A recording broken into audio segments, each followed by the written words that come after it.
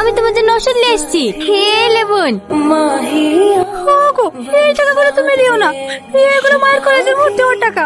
ও আবার কলেজে ভর্তি কি করবে? আব্বা, এই টাকাগুলো তুমি নিয়ে যাও না, সামনে মাসে টাকা পেলে সব টাকা তোমাকে দিয়ে দেবো। সত্য? আমি আর পড়াশোনা করবো না। হাত দেখা, হাত দেখা। এই করে হেরে কেন?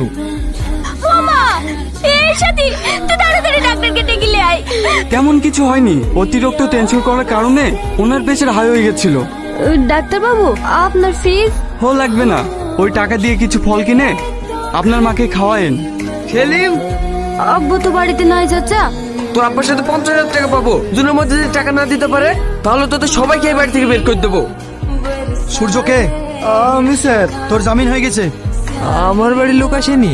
আমি যদি আমার পরিবারের সাথে খারাপ ব্যবহার না করতাম, ওরা আজকে আমাকে নিতে আসতো।